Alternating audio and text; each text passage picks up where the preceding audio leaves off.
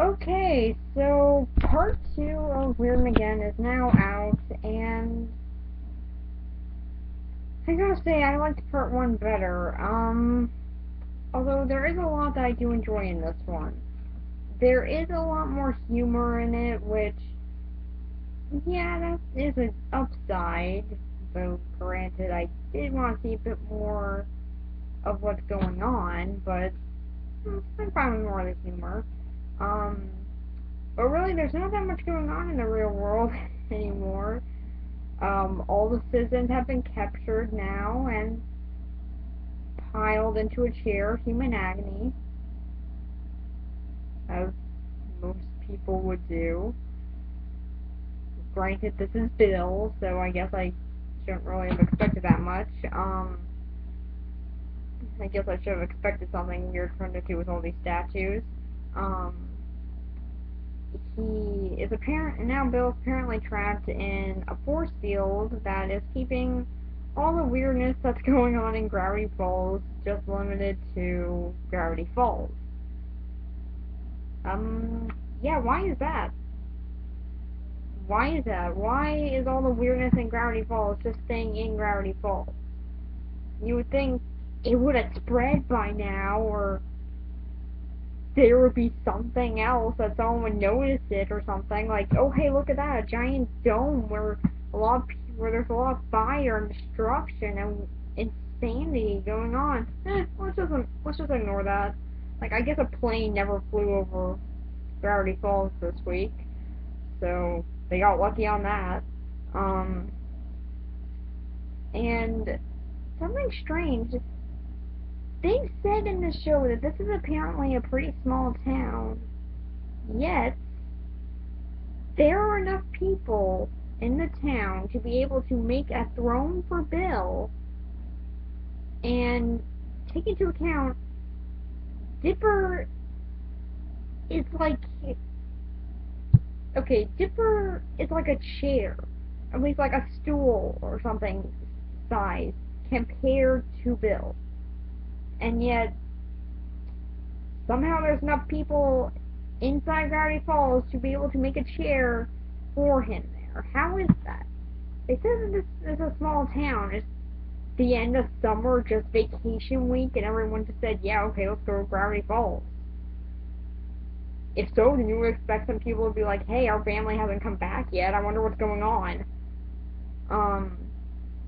So that's kind of strange. But now all the weirdness is now stuck inside Gravity Falls. So Bill is considering on letting Ford out of his golden prison, I guess, to sort of just ask him how to break them out. Because I'm sure that Ford will willingly tell them. But inside of the bubble now we are seeing that pretty much what I expected was gonna happen happened. What I kind of expected to happen with the bubble is that, um, it would sort of be like this prison, but it'd be one that you wouldn't want to leave. There would be something there keeping you there, making sure that you don't want to leave, and that's really a good idea for a prison. Like, okay, the best sort of prison would be one that you don't want to escape from. So it made sense as to why Bill took this route. And oh my gosh, there are so many little jokes from the show that are coming back inside the bubble that is just great. Like some of the designs on Mabel's sweaters is inside there and living and everything. Zyler and Kraz are in there and apparently are real somehow. Yeah, in the end they enter the real world. At least they can be lawyers, I guess. Oh yeah, they have a lawyer's degree because they needed that. Um, and then there are also the waffles with the big arms from episode 3. Nice to see they made a return, or episode 4, I can't remember. So yeah, it's pretty cool to get those back. We have a nice little amount of jokes from the show in it. Um, and I'm really with Dipper on this one. Like, okay, I get it. Like, okay, this place is a nice place and all, but Why would you want to stay here?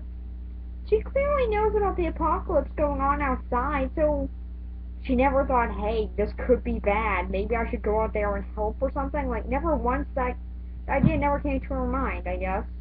Um, and the blowout that I thought was going to happen, like, I knew there was going to be a blowout sort of thing with them on in this episode. Like, I knew there was going to be some sort of fight between them. But it's kind of on a different argument than I thought it would be. I thought their argument would be more about, like, the fact that Mabel she pretty much gave Bill the rift and caused the apocalypse. Like, you would think that would be something more that Dipper would get a little bit more angry at, but no, he's just sort of like, wait, you did what? Oh, okay.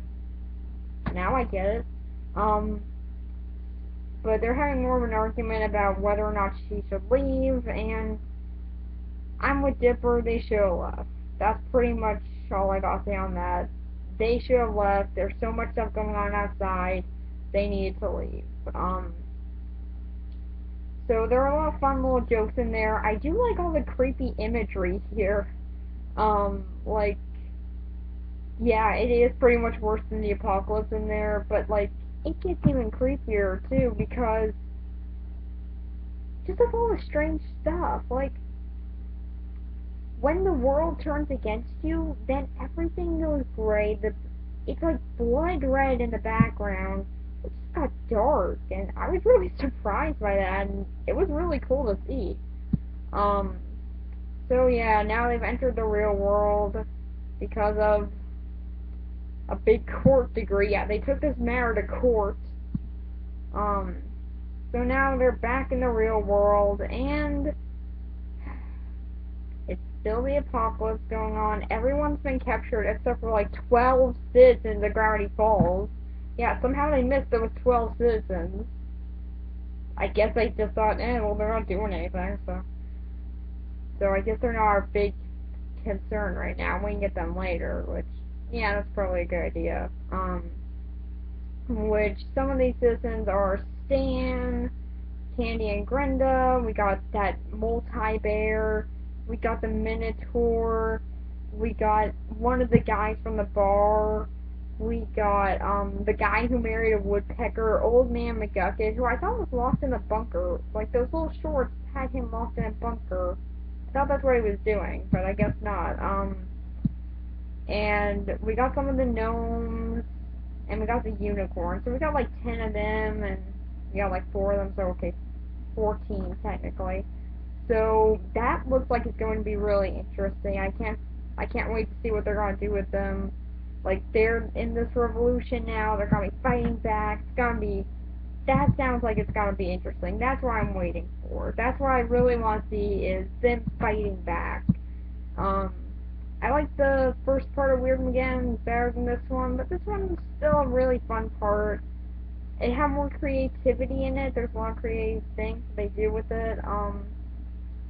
But I did kind of expect some of this stuff, but it was still really fun to watch. So, I'll see you guys in the next episode.